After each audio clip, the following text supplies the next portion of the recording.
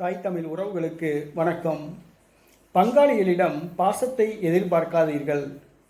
பங்காளிகளிடம் பாசத்தை எதிர்பார்க்காதீர்கள் என்ற தலைப்பில் இந்த காணொளியை நாம் காண்கிறோம். பங்காளிகள் என்று யார் தெரியுமா? நம்முடைய உடன் பிறந்த அண்ணன் தம்பி, இவங்க தான் பங்காளிகள். அடுத்ததாக அப்பா கூட பிறந்த பெரியப்பா சித்தப்பாமார்கள், இவங்க தான் பங்காளிகள்.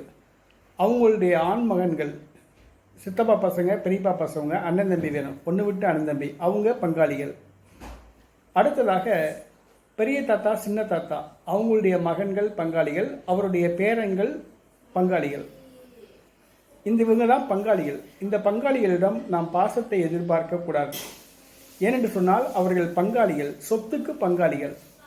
உங்கள் அப்பா தேடி வச்ச சொத்துக்கு பங்காளிகள், உங்கள் தாத்தா தேடி வச்ச சொத்துக்கு பங்காளிகள், உங்கள் தாத்தாவுடைய அப்பா தேடி வச்ச சொத்துக்கு பங்காளிகள். அவங்களுடைய நோக்கம் எல்லாம் அவங்களுக்குரிய பங்கை பெற வேண்டும் என்பது தான் நோக்கம். முடிஞ்சால் உங்கள் பங்கையும் அபகரிச்சுட்டு போகணும்னு ஆசைப்படுவாங்க. அதுதான் நோக்கம். அவங்க சொத்துக்கு பங்காளிகள். அவங்க உங்களுக்கு பாசத்துக்கு பங்காளிகள் கிடையாது. உங்கள் மேலே பாசத்தை காட்ட மாட்டாங்க. அதனால் அவங்கள்ட்ட பாசத்தை எதிர்பார்க்கக்கூடாது. அவங்க உங்கள் சொத்துக்கு தான் பங்காளிகள். அவங்களுடைய நோக்கமெல்லாம் சொத்துக்களை பெறுவது தான். பாசத்தை கொடுப்பதல்ல, பாசத்தை பெறுவதும் அல்ல. பழகினவங்க கூட பாசத்தை எதிர்பார்க்கலாம். ஆனால் பங்காளிகள்கிட்ட என்றைக்குமே நம்ம பாசத்தை எதிர்பார்க்கக்கூடாது. தாகத்துக்கு தண்ணி கூட கொடுக்க மாட்டாங்க.